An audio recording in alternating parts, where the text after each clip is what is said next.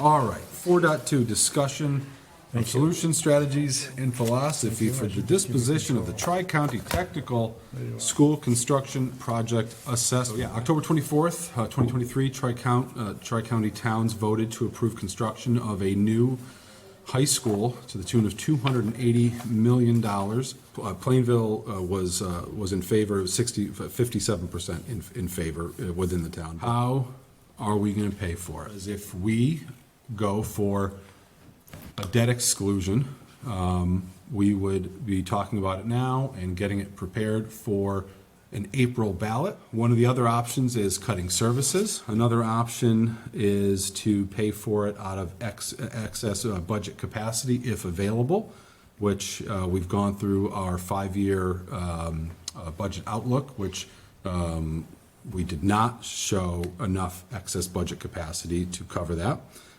or to pay for it out of new growth. So what does a debt exclusion look like to Plainville? So the first year of the hit is in FY26, which is $920,000. If you divided that to determine the impact upon the single-family average residential property, would be $189.12 a year. If debt exclusion is approved, now Plainville would have funds, a direct source for funds to fund the Tri-County project. We would not have to reduce any services. The town can stay on track. We go for this debt exclusion. It is not approved. What happens?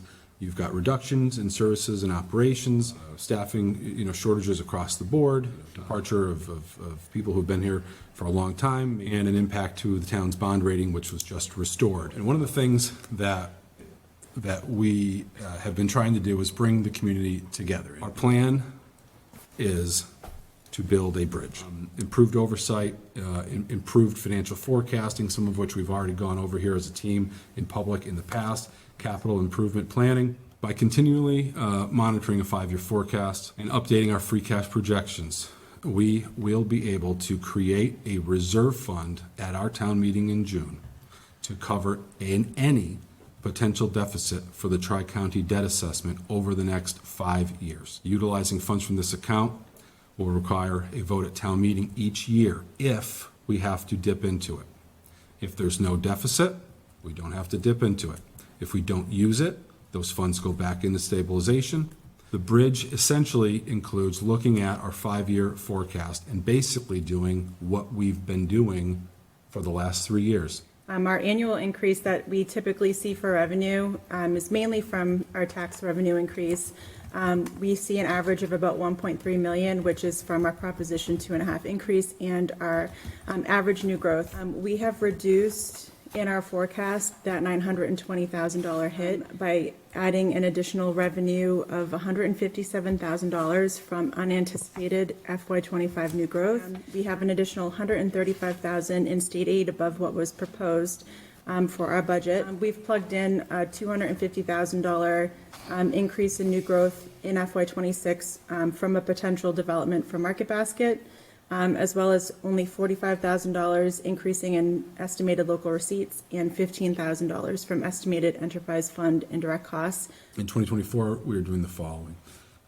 Proper financial forecasting, taking a conservative forward-looking approach to town finances, managing finances wisely to avoid unnecessary tax increases. So in summary, we've built up this war chest balance sheet, really, that you build it up for times like this where you have uncertainty that you can now rely on it. Through this 5-year projection shows, relatively modest annual deficits that could be possibly addressed to this new reserve fund. We did all this saving for a reason, and we're going to have, I think, until it's certified, we can't say it, but we're going to have, I think, a very positive free cash year, and we're going to be in a position where we can do some good, positive things with it. And I think this would be a good, positive thing that we could do with it.